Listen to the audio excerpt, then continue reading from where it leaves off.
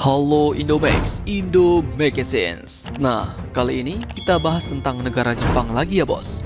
Namun kita tak bahas tentang kakek Sugiono ya. Nah, Jepang memang salah satu negara yang tak kalah saing dalam bidang teknologinya nih bos. Baik itu teknologi manufaktur, teknologi perbankan, otomotif, bahkan teknologi militer. Bahkan saat ini mereka telah meningkatkan sebuah rudal anti kapal yang dapat diluncurkan dari udara. Diwartakan dari beberapa sumber berita berikut, salah satunya yaitu sindonews.com dan juga airspacereview.com. Angkatan Laut bela diri Jepang mulai menguji versi peningkatan dari rudal permukaan ke kapal tipe 12 yang dapat diluncurkan dari udara. Rudal ini pun dirancang untuk pesawat patroli maritim Kawasaki P1. Sebanyak 4 rudal terlihat menempel di pesawat bermerek Kawasaki tersebut, bos. Rudal tipe 12 berteknologi modern ini disebut memiliki jangkauan lebih dari 300 km.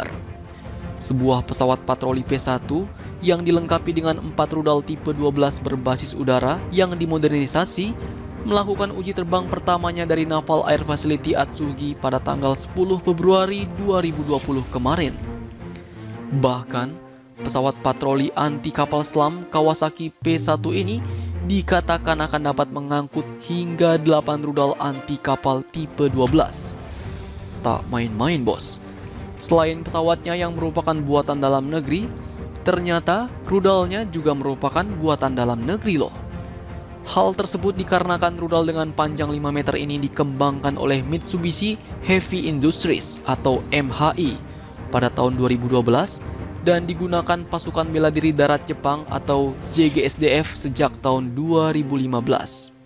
Nah, perlu kalian ketahui bahwa rudal anti kapal tipe 12 aslinya merupakan rudal anti kapal yang diluncurkan dari daratan menggunakan wahana peluncur yang diusung kendaraan truk.